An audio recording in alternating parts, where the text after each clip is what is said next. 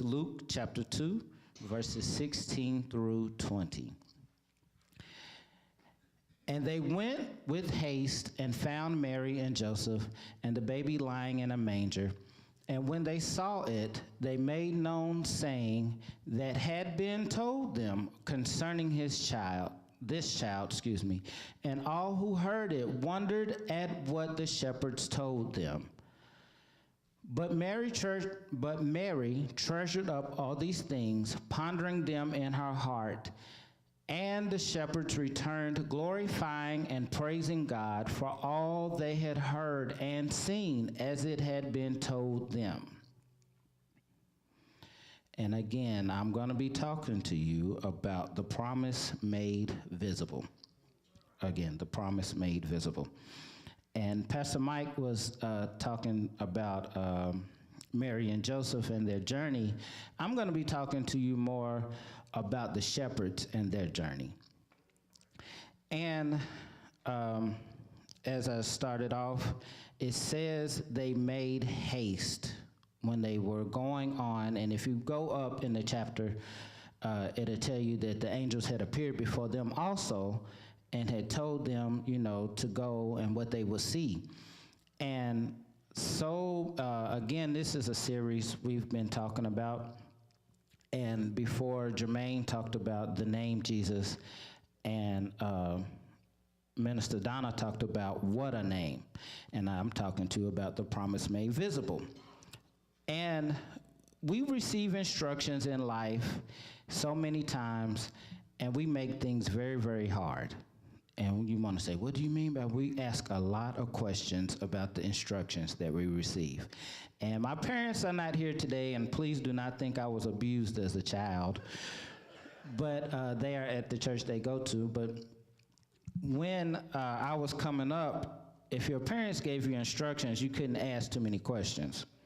And if you didn't move fast enough, there was always something that was going to come, be it punishment or be, I have to watch what I say because I don't want anybody really to think I was abused, but I wasn't.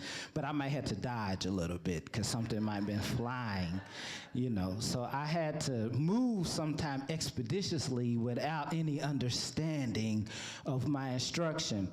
And sometimes the Lord will give us instruction, and we don't move fast enough.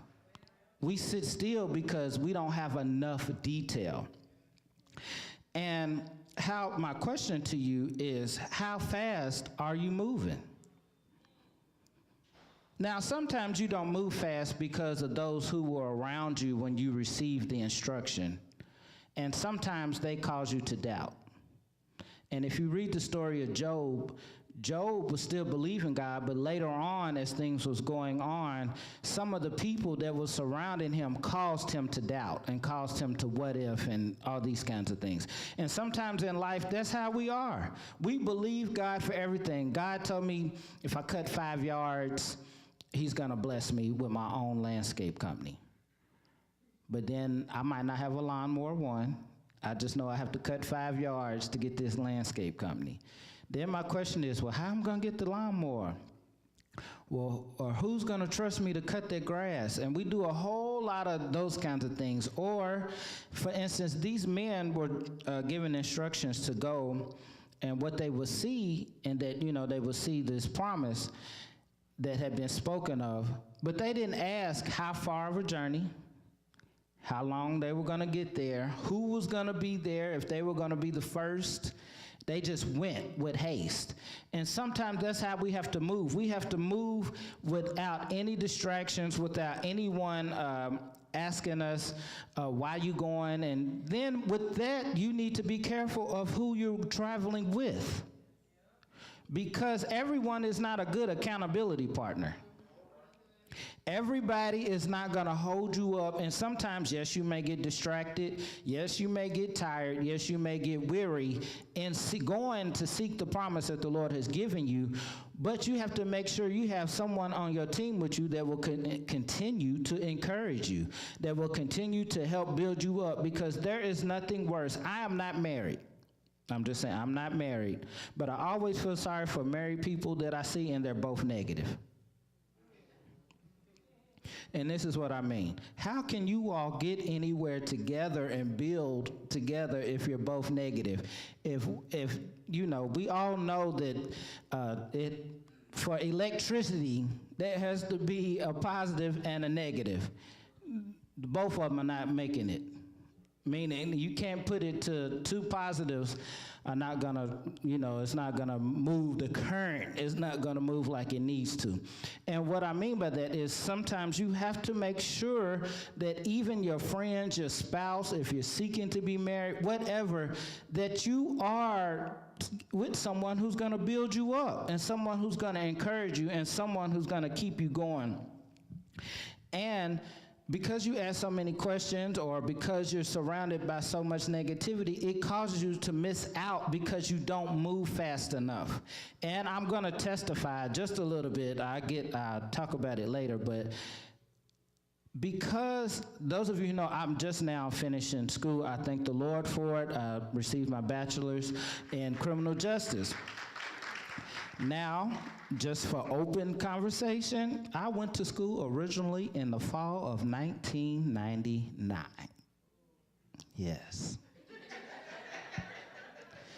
Thank God for youthful looks, but that is when my journey originally started. And, I goofed off and things, and one time my parents came to me and they was like, okay, we're not giving you any more money. We're not signing for anything. And I was like, oh, okay, I'm going to be all right. I can work. I can go to school. I can pay for my own, thank you. I wasn't disrespectful. I wasn't disrespectful or anything like that. I was like, okay, Well, then the journey of working in school started. And I worked for the state, and I worked midnights. And so I was like, oh, okay, I'll be all right. I'll go to class. I won't even go home and go to sleep. I'll go to class as soon as I get off work. Y'all, I remember one time I was taking a final, and I thought I was okay, but I woke up, and I had started writing, because it wasn't, we had to write the answers. It was like an essay final, and I started writing, and all I did was start, because when I woke up, I did maybe 3 squigglies, and then all the way down was just something fancy. I don't know what it was called, we'll say a bolt of lightning. That's what we'll say, but I don't know. And I felt so bad, but my professor, he did let me, redo it. But with that, I'm just saying, with my journey,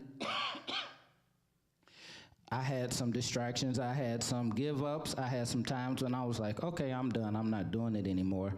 But I believed and I knew that it was something that I wanted to do, and God had given me the ability to do it. Now, what I had to go through to do it, I didn't know that's what it was gonna take.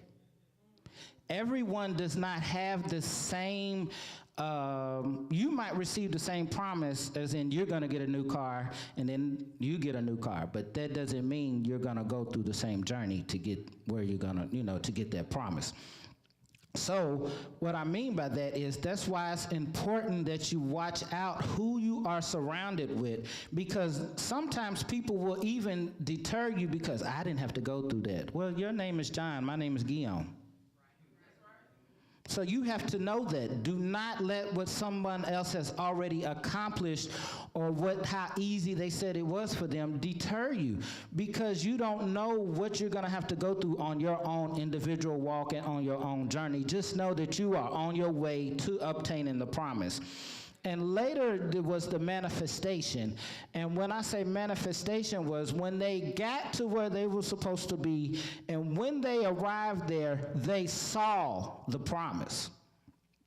They saw Jesus in the manger, and they saw him wrapped in swaddling clothes. They saw it verbatim as the angels had spoke to them earlier in the chapter. So when you receive the manifestation and it's made visible to you, what are you going to do? What kind of attitude are you going to have? Are you going to be mad because you felt it took you too long to get there?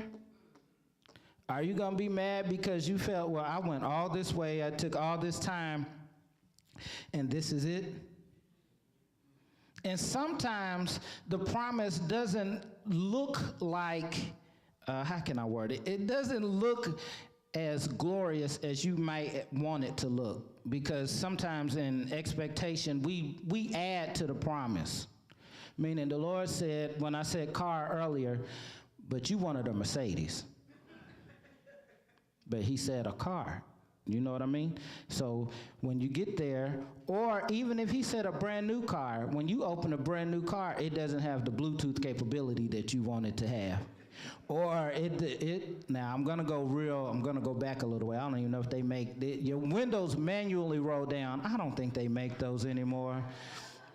But every now and then, and if there's any young people in here, if you ever get in a car and the windows manually roll down, just don't do it in the wintertime, because that's how you get strong, because it's just, it's a little bit tough. But just be mindful of your attitude. Be appreciative when you do make the journey.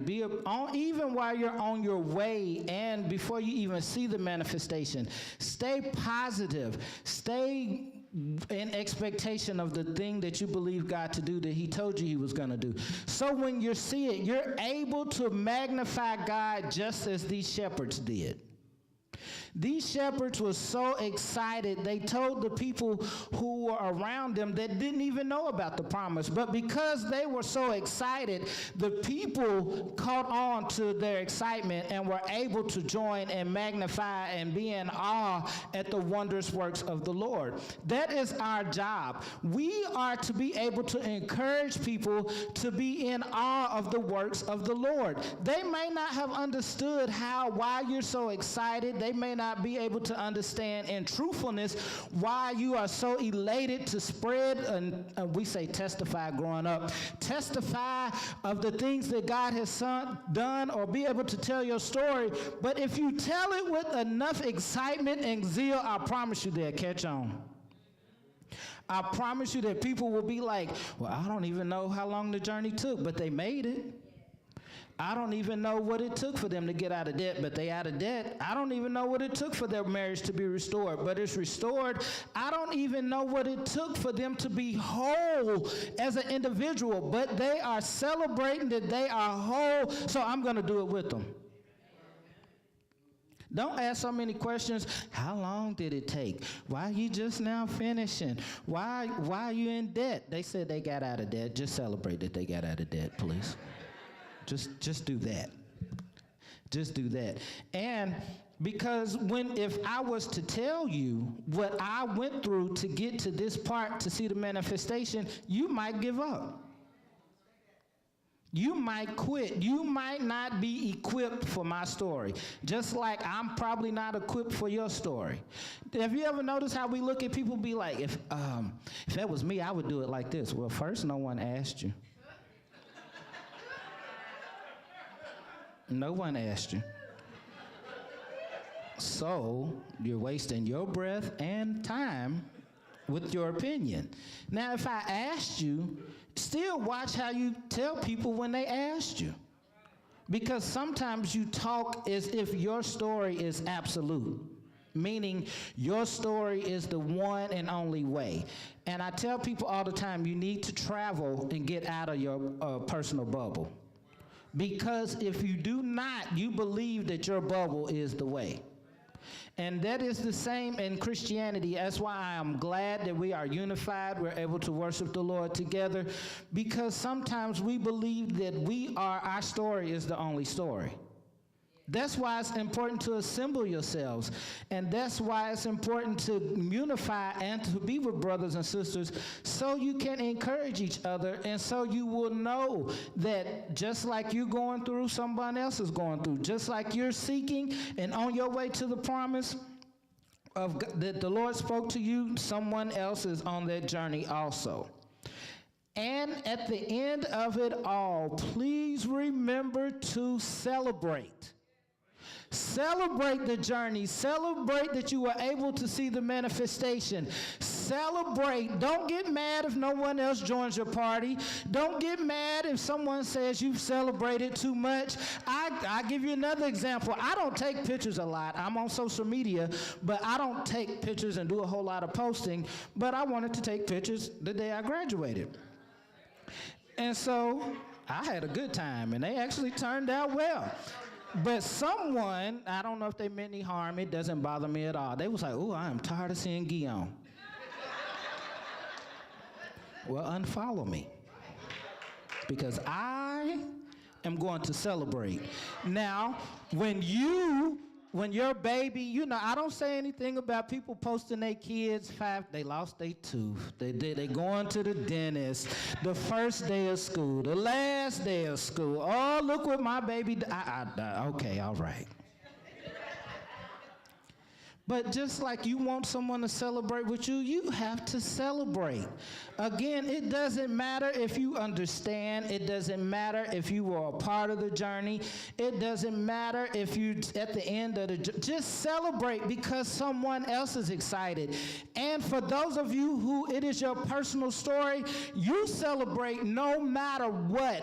You have to learn how to magnify God if people don't. I'm not saying you got to run outside and do strange things. Some people are conservative, some people are more zealous, but you do it according to how you see fit. You celebrate God the way you want to.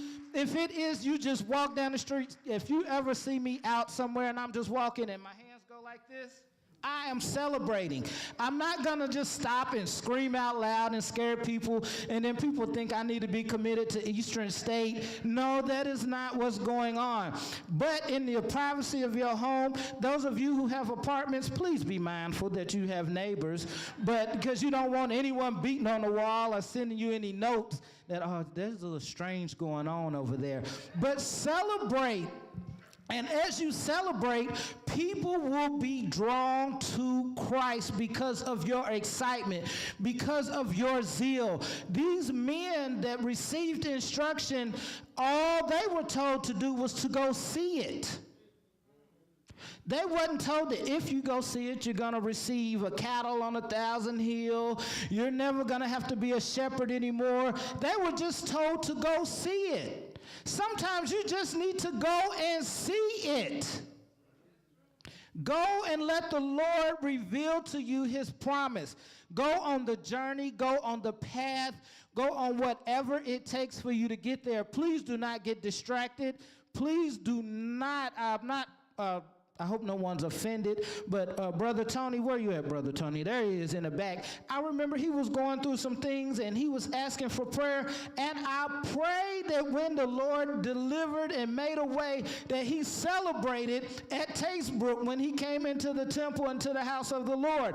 I'm not saying he had to run up and down the aisle. I'm not saying he had to get on the mic and testify, but I prayed that he magnified the Lord in his own way, that he gave God glory. And what I mean by that is, please, please, please, don't ever let anyone tell you that your story is not worth a celebration. Please don't let anyone tell you your journey is not worth a celebration. If they get frustrated in your celebrate even harder. Because guess what? They don't matter.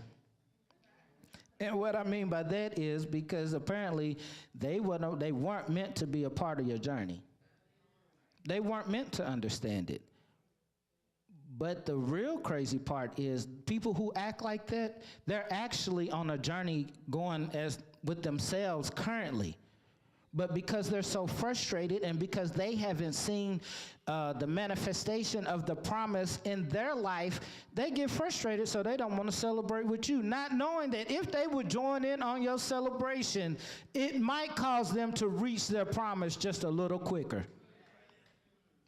So please never be envious of anyone, never be a hater, never be a person that's negative, never be a person that if you don't care, please continue not caring, but be quiet about not caring. Don't distract anyone. Don't cause anyone, don't be a party pooper. Do not be a celebration destroyer, if that makes sense.